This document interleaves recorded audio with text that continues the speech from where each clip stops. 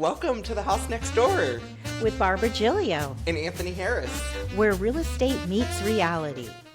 Yes! It's been such a long time. It has. So we record in batches. And so we did a recording earlier this year, and then I went on vacation, had some fun, and now we're back to podcasting. So it's been a minute since we've sat down to do this. You've told me a little about your vacation. What did you like? What did you not like? Where did you go? So I went to, it was a bucket list vacation, going to New England. We spent about 2.5 weeks doing all the fall colors. So we started in Boston, went to Stockbridge, Western Massachusetts, and like the Berkshires. Mm-hmm. And then we went to Woodstock, Vermont. Then we went to New Hampshire. Then we went to Kennebunkport, Maine. Then we went to Rhode Island, Newport. Then we went to Boston and ended in Boston. So what was your favorite part? Okay, so my favorite is Stockbridge. Okay. Which I didn't think, but so what we learned about each other when we were traveling, it's like... And how long have you been married? I could shoot. Enough years. We got married in 2012. So how many years is that? I can't do math. 13? Okay, yeah. 14? That sounds right. Yeah. So you learned a lot about each other. So yeah, because we traveled. We didn't do a lot of traveling because we had 4 kids between the two of us. So we couldn't leave. We're always doing sports and all this stuff. Yeah. And so we haven't done a whole lot of traveling together. And so now we're traveling more later in life that we're empty nesters, but we don't have like the same energy level. And so we always thought, we want to go to these big cities and we want to see all these great things. And then you get exhausted just thinking about it. And we hate people. That's what we figure out. We don't like crowds. Okay. We don't like noise. Hence why we moved out to Smithville. Mm-hmm. And so all these little small quiet towns we love. Uh-huh. That we could just go into a little restaurant, we loved going off the beaten path and finding these tiny little towns. Or going to the garden club. Yes, or going to the Smithville Garden Club. But when we were in Boston, we were just completely overwhelmed. It was the driving. I mean, they drive crazy in Boston. Worse than Austin? Oh, 1,000 times worse than Austin. 1,000 times. That's like bad. They're honking. They have these traffic circles. It's crazy. And it's just, we were just so sensory overload. We were so ready to come home. And so I said to Craig, when we travel now, let's just do small towns, like medium-sized towns. I do not want to go to New York City. I know that sounds like very pedestrian of me, like a country bumpkin, but I don't like all that noise. I don't like all the people. Have you ever been? No. I know that sounds pedestrian of me too. But it's a lot. It is a lot. But it's different because it's the hustle and bustle. Okay. But you're also in your own world. It's like in New York City, you have blinders on. And when you're walking through the streets, people just don't, there's millions of them, but they just don't care. So you feel like... And it's just different. It's like white noise? Yeah. Maybe? But it's a different, there's so much to do. Yeah. And there's a lot of history there. Well, yeah, I just... And it's so easy to get around, but it is... I'm not getting on a subway. Well, you don't have to. Okay, I can't. Yeah. I don't know what the deal is with me in cities anymore, but it just makes me want to take a Xanax. I get it, and that makes me sound so, like I said, like country bumpkin or something. But I just can't with people anymore. And it's like I love people, but not when they're all around me. And New York is that way. And I have to wait in line, and then the people are honking, and there's noise. There's stress. Public bathrooms. Oh, so well, the good thing is, bathrooms. in New York, they don't allow you to use public bathrooms, so good luck. So you just pee in your pants? Pretty much. But, okay, so anywho, so your vacation. So I love Stockbridge. We wandered around. We went to the Norman Rockwell Museum, which was actually really cool. Edith Wharton's house, we wandered around in her gardens. And New Hampshire was amazing. It was the most beautiful state out of all of them, in my opinion. There wasn't a whole lot to do. That's more of a hiking place, and it's got to be serious hiking. Oh. Craig and I got lost on a well-mapped loop. It was a loop. It was very clearly marked, and we managed to get lost on that. Now, to be fair, we had a couple cocktails before we wandered into the forest. I don't think that's an excuse. We had no water. But yeah, cocktails. We had cocktails, and then we got lost on a loop. started yelling at each other. Oh, how long were y'all on the loop? Like 2.5 hours. And we saw people who were like lapping us on the. I know they weren't lost. They were just working out, and we were lost. It's tough. There's a lot of dense trees. Like we couldn't see. I'm sure, but it's well mapped. You said it was. The trees were marked. But then it got to this point where it's like, does the loop go that way or I don't? So it's funny because I don't go on hikes anymore by myself because in San Marcos there's one called Purgatory Creek. Purgatory Creek? Yes. Okay. So you have upper and lower, and it's a pretty good. It's 2 parts. Upper purgatory, lower purgatory. This is like Dante's Inferno, the levels of hell. I love it. So I started in upper, and then I walked my way down to lower. Well, it started getting dark. I didn't know where I was. I started at 2 in the afternoon, and so I ended at lower, but lower is a good amount of ways from upper, and my car was at upper, so I had to walk on the side of the highway where the speed limit was 65 miles an hour up to upper. No. And I ended up downtown at a bar. Well, see, that's good kind of hiking right there.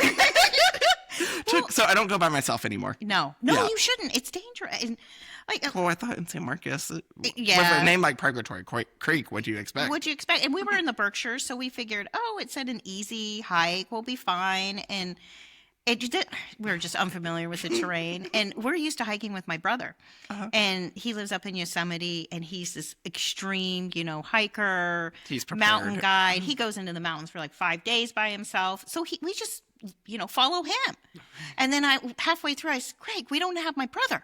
We don't know what we're doing. What made us think we could do this? We can only do this when we have my brother. Or cocktails. Yeah. And he's like, didn't you want to be on one of those reality shows where you have to get lost? And I said, no, I wanted to be on the homesteading one. I don't want to be in the wilderness. But anyway, we had a really good time. Good. And Maine was amazing. Everything was amazing. It's a once in a lifetime trip. Yeah. And Boston's history was great, but yeah, I was just over it. Yeah. And I think that's just a place that I am in my life where I'm over stimulation. Yeah. So good to know, because now we can plan our trips accordingly. Because Craig felt the same. It's good we're on the same page. Like, that would suck if we weren't. And that brings us into interior design. What's coming and what's going. How did that segue into interior design? But I like how we made that. So because we're coming into the new year, we got to talk about design trends. Yeah, and I'm not the best at design whatsoever. Well, this highly qualifies us to talk about it. We have a podcast about it, so that right? yeah, we're we see all kinds of things when we're showing homes, from beautiful homes that make us go home and want to be inspired to, oh my gosh, oh dear, lots of DIY, nightmares. Yeah, what are they thinking? And in particular, the white tile, subway tile with the black grout. I'm not. Nobody. I don't see it often. I don't see it anymore. That was like several years ago. But when I was seeing it everywhere, and the grout was so messy and disgusting. So that wasn't something that we were going to talk about. But it needs to be talked about. That needs to go. I haven't seen it lately, so I think it's gone. I think that ship sailed. I think that ship sailed. But so as we get ready for 2026, let's talk about. Yeah. So we talked a little like when we were planning this, but I don't like color drenching. Is that what it's called? Yes, it's color drenching. When the ceiling, I've only seen it well done once. And I feel like I don't know what it is. Maybe it's the color. I don't know. Maybe you don't like the color that they're color drenching. So color drenching is painting the ceiling, the trim, and the walls all the same color. And oftentimes, like the drapes and the window fixture or window treatments are also the same color. And I think it's so gorgeous. I think it's decadent, velvety, just like, and it's totally immersing yourself in color. But you have to do the right color. Yeah, I think that's because I've seen it on a few houses. There's one in particular that was done well. That I was like, this looks really good.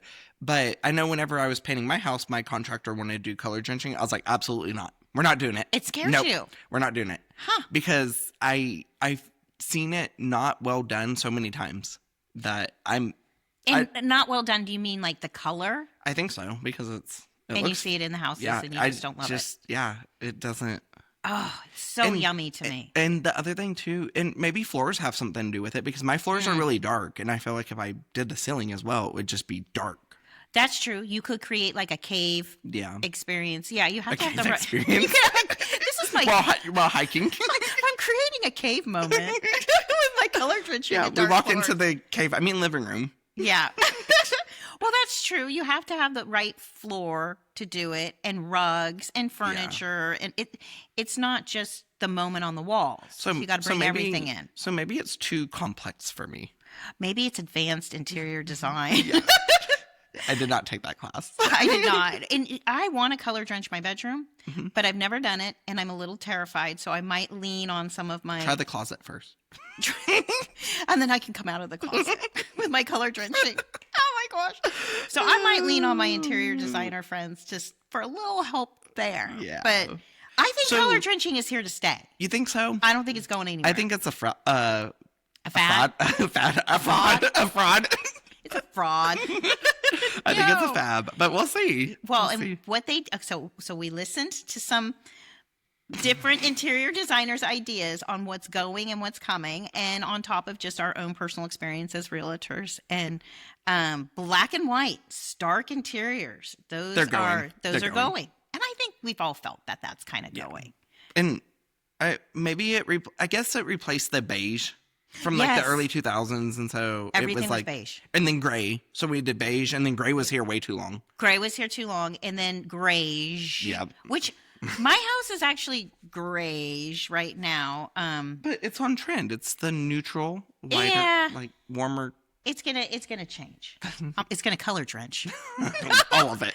All of it. But yeah, so white, black How and about white. shiplap? What do we think about that? Okay, shiplap is fine if you have a farmhouse. Yeah, like you. Or if you have an older style, like a Victorian. I don't know if they had shiplap in Victorians, but They don't, but you can pull it off. you can pull pull it off. And I've been in some older houses that they're not But Victorians. shiplap was their old walls. They weren't Yeah. white, but Yeah. they were so. Yeah, I've been in some older homes that are like built in the late 1800s and early 1900s, and they have shiplap elements, but it's not like the farmhouse shiplap. Mm-hmm. So in those instances, yes, it works. But when you have a modern suburban home, I think it's done.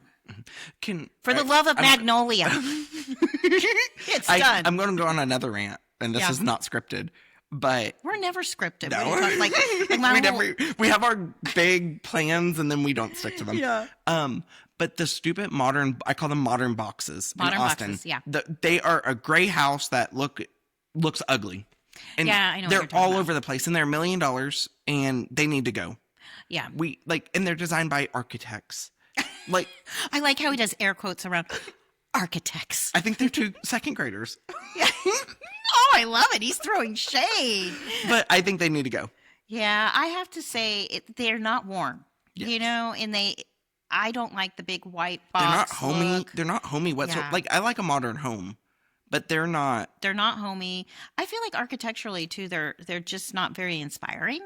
But that again is just my take. There are people who could find that so inspiring. Yeah. But I think I agree with you. And There's no character. no, You have to there build isn't. the character. There's but one maybe that- that's the style. Yeah. Oh. Maybe. There's one that's in East Austin that is modern, mid-century modern, and the Okay. windows are circles, and they have like a lot of ovals and arches, and it looks really cool. I was gonna say that sounds interesting. Yeah, it's a really cool spin on the modern box. Yeah, And I think that's part of it is if you can take that modern box and make it, character.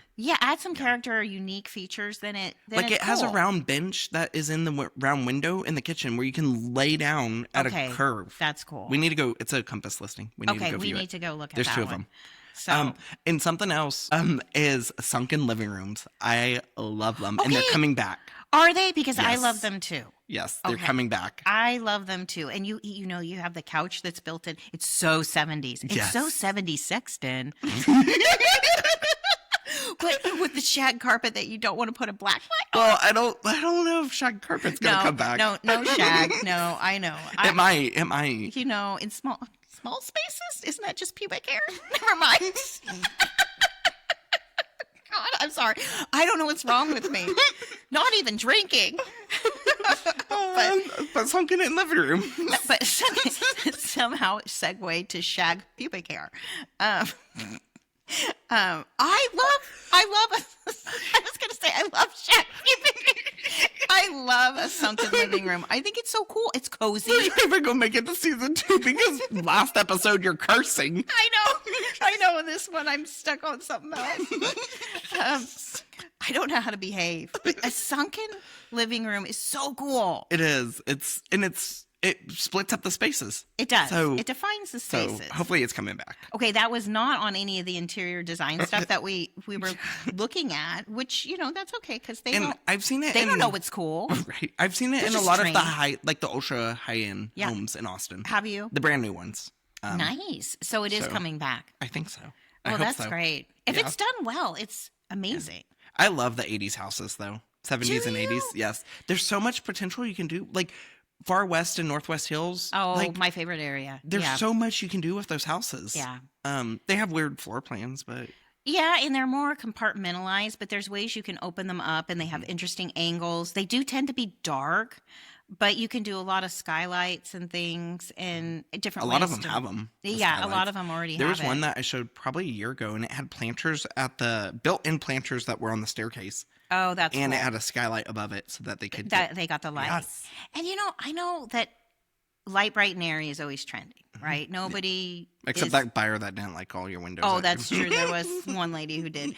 But for the most part, light, bright, and airy is always in. Yeah. However, I find some moody comfort in a home that isn't just totally blown out with windows. Yes. You can create this nice, cozy moment. And, older homes were made to, keep you warm and keep the cold out. So, keep the cold we're out. in Texas. Yeah, well, keep the cold out and also keep the heat out. Yes. So you didn't have all these walls of windows. In these new construction homes, you have all these walls of windows. They're beautiful, but they're horrible for any kind of elements of weather. And so, and a lot of times the sun comes blaring in and you have these really high ceilings. And you have almost like this hotel feel, and it's not a cozy space. It's not a warm space.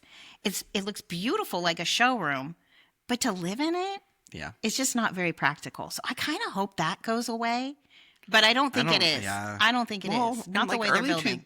Early 2000s, it wasn't that way. No, but now it's yeah. I have some clients that are building, and it's a beautiful home. But the back of the house, they were like, look at how many windows are, not my clients, but the builder. And I was like, yeah, I get that. But that's actually, in my mind, I was saying that's not really a bonus. First. And how about when you're living and people can just look it's so expensive for window treatments. And when the sun is blaring in on those, the gas pops in those windows. So you have to replace them. They're dirty after 5 seconds. Let's do an educational piece. Yeah. Windows are expensive. They are. They're very expensive. And people don't realize that. And window washing is expensive. Yes. And when the main feature in your house, you wash your windows and two days later it looks filthy again, you kind of always feel like you have a filthy house. Yep. So these are my negatives to the, light, bright, and airy wall of windows. They're very cool. I've lived in many homes with them. But now I'm in a home that doesn't have it, and it's just so much easier to maintain. One, my electricity bills are way better. And two, it feels like a cozy hobbit hole. I love it. Which is going back to one of the things that is trending out for this year. Recessed lighting. Okay? Which we have a little disagreement on that. Yeah, we don't agree. So they're saying recessed lighting is cold, it's harsh, it's overbright, which I agree 1,000% with. Lighting scapes is almost as important as art, I feel like, in a home. It is. And so I am all about warm, cozy lamplight. I never turn on my overhead lights, ever. And I have Hue bulbs, and those are those bulbs that you can hook up to Google or Alexa, and you can dim them, change colors. And I have a lot of friends who have them. And I was in this big Hue bulb phase. And now I'm not really in the Hue bulb phase either, because sometimes it feels like when you turn on the Hue bulbs that go in your recessed lighting, and you're like purple or, pink, or I feel like I'm in some sort of like club. Yes. And I'm like, this is my house. And I feel like I'm in some, I don't know, arcade or something, It's not warm. Or only homes. Yeah, or only homes. Never mind. Yeah, well, it feels weird. It's not warm and cozy. Yes. So I would always turn my hue bulbs like down to like 10% lamplight. So it's funny that you were talking about hue bulbs. One of my friends, his electricity went out. Who was it? I don't know. Their electricity went out, and apparently when it comes back on, all the hue bulbs turn on the brightest setting they're on. They do, and it's horrible because like if you have a storm at night, all of them come on, and you're like, oh my gosh, the whole house is like lit up like a. You can see it from space. You can see it from space. So designers are saying creating warm, cozy, soft spaces with interesting lamps and light fixtures. And see, I see that. I see it gives character. But I do like I feel like lamps don't give off bright lights that you need.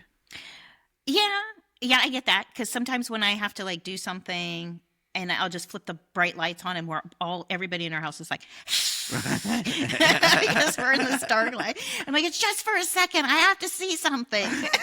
Gotta put the bifocals on. Yeah, and then we turn it back off. And another designer was talking about how restaurants that have, lamp lighting and warmth, it's more inviting for the customers to come. And harkening back to historic times where there wasn't a lot. The lanterns. Yeah, you didn't have recessed lighting. So you had all these beautiful lamps and created these warm, cozy spaces. And we're kind of going back to that. So instead of this industrial stark look. And when we're talking about that, something that comes to my mind, and I tell my clients before we go on the market to sell, light fixtures can make a huge difference and are very affordable.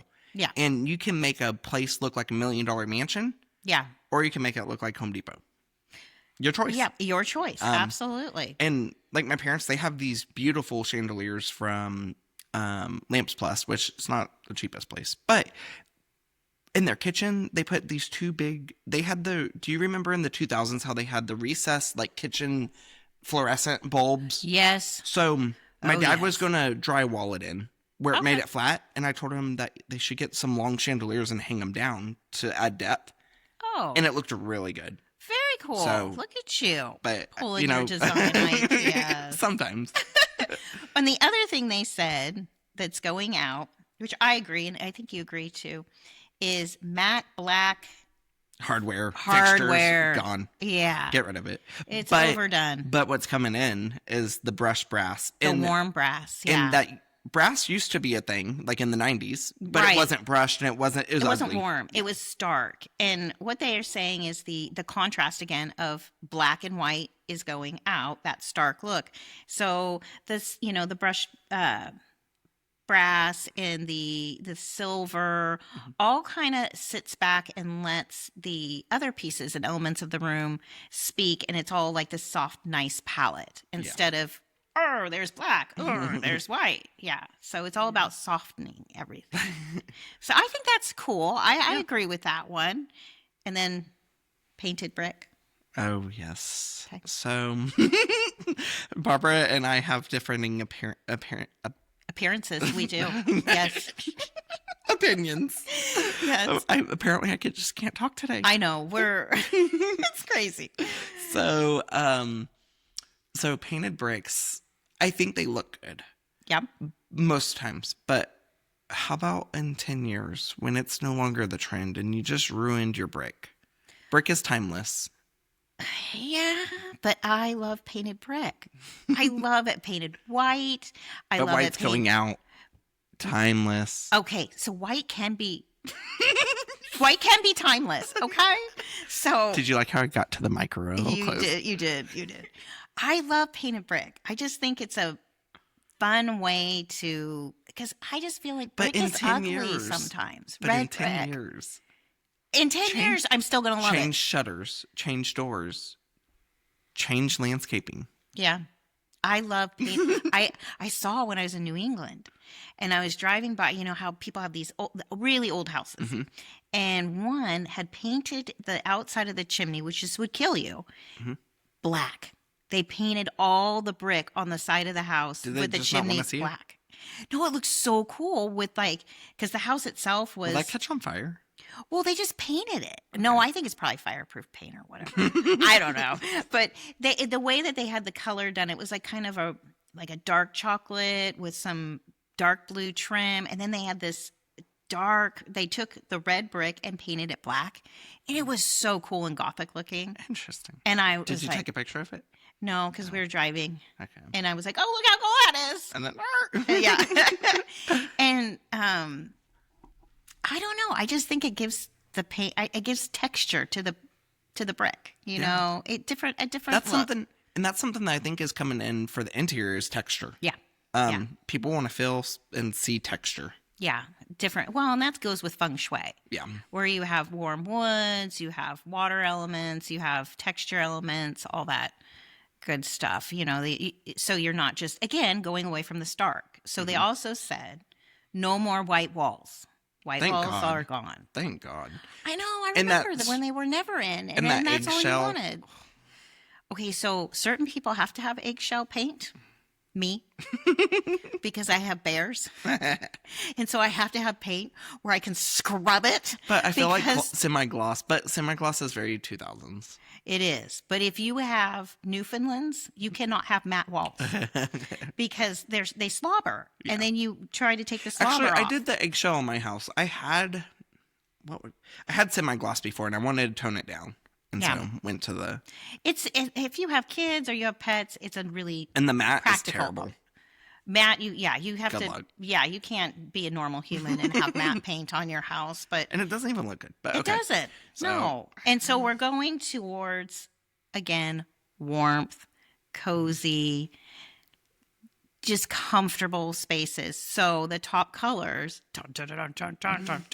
according to the experts, Or not us.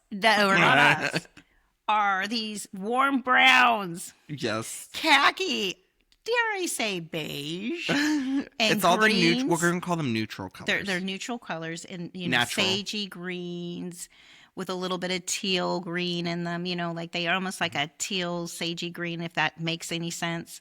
But I remember these exact colors being in back in 2002. But you also remember wallpaper in the 1990s. Yeah, But and our wallpaper looks so much better now. That's coming in. Very good point. Good point. We're not using our neutrals now, and our beiges are very understated. They're not in your face. Yeah. Like I painted our room brick red. Yeah, because I thought that was cool. Yeah. And I'm not a very good painter, so it was all over the ceiling too and the baseboards. But that was a 2002 move, So my green wall that's in my kitchen. Yeah. So when I was doing that, I got this really pretty maroon-ish red. I painted a little spot in the. Oh yeah. And yeah, it looked like blood. Well, see, that's the And I other was- thing. no. It does. Sometimes it's like, oh, that's a murder room. Yeah. It's a blood clot room. So we went with green. That's a beautiful. Those sagey blues are sagey blues. Sagey greens are just gorgeous. Yeah. They're very, and you could color drench with those and paint brick. You can. And it would look really good. Just say. But my house is not color drenched. I have one other question. Okay. So the double toned cabinets where you have one color on the bottom and one color on top. Oh, you mean the two-tone cabinets? Yes. You don't like that? How do you? Well, I feel like it was a fab. I like it. Yeah. But I feel like it's starting to go out. It might be. And also painted cabinets are going out, and natural wood cabinets are coming back in. from 2000s. But again, done differently. Yeah. It's not that rosewood or that. And they actually put hardware on them. Yeah. Imagine that. The other thing before we wrap, We're just on a tangent at this point. I don't like waterfall counters. You know how you have the island and the countertop falls down the side? I think it looks too cold and modern.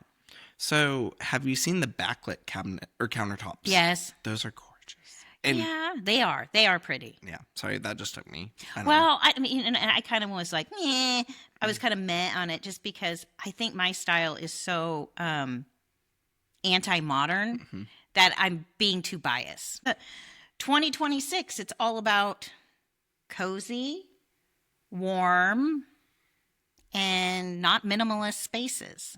Yeah. Really. And lamp lighting. And black and white is out. Black and white is out. If I say black and white in your house, no. We're going to slap some paint on it. Well, that brings us to another thing, that education piece is paint is so cheap and can change a space. Yeah.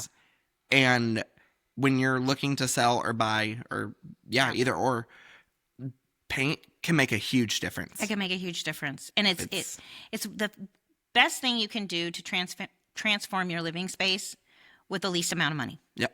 It really is. Yep. And for a listing, that can change everything. And it also makes the house look nice, fresh, and clean. And so buyers come in and they're less inclined to think that the home wasn't taken care of. Mm-hmm. So Yep. it's very And important. Something that I use on my listing appointments whenever we have that problem is I'll go to AI and make it paint walls. Oh, nice. And then I bring it with me and I say, this is what it could look like. And I did that for a house in Bastrop with the siding, the exterior siding. Oh, nice. And they listened to me because after they got it, they're like, this is 100% better. And we got it under contract within a week or two. Exactly. I mean, And it was on the market for 3 months before that. Right. It's interesting how these little things that cost a bit out of pocket, but not majorly out of pocket, can make such a difference in days on market and how much the sellers yield. Yep. All right. Well, perfect. That wraps up. Yeah. And what's our next episode? Our design episode will follow with... We don't know. I don't know. Stay tuned. Stay tuned to find out. Comment, I don't know until you figure it out. Until next time. Thank you for tuning in. We'll see you next week. Yes, so please like, subscribe, comment, Share. follow. Whatever it might be. Until next time.